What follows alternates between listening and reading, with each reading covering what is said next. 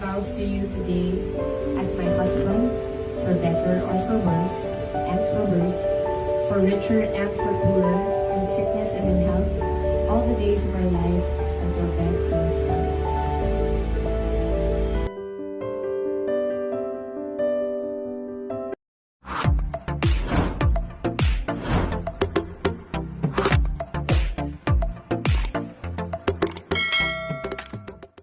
Celebrity couple na sina Bossing Vic Soto at Pauline Luna ikinasal muli sa ikalawang pagkakataon, ngayong araw ng Biyernes, January 30, kasabay ng ika-10th year wedding anniversary ng mag-asawang Pauline Luna at Vic Soto ay muli nga silang nagpalitan ng I-Do, isang simple at intimate renewal of vows nga ang naganap kung saan ay dinaluhan ng kanilang buong pamilya, mga mahal sa buhay at malalapit na kaibigan sa labas at loob ng showbiz. Mula naman sa social media accounts ng mga nakadalo sa wedding ay kanilang ang ipinasilip at ibinahagi sa publiko ang iilang highlights ng special moments ng renewal of vows ng celebrity couple na sina Vic Soto at Pauline. Sa mga larawan at videos nga na naibahagi ay makikitang napakasaya at napaka-genuine na mga ngiti ni Vic at Pauline na akala mo nga ay ito ang kauna-unahang pagkakataon na sila ay ikakasal. Napaka-special din ng renewal of vows na ito ng dalawa dahil kumpleto at nakasama nila ang kanilang buong pamilya na siyang naging saksi ng kanilang pagmamahalan.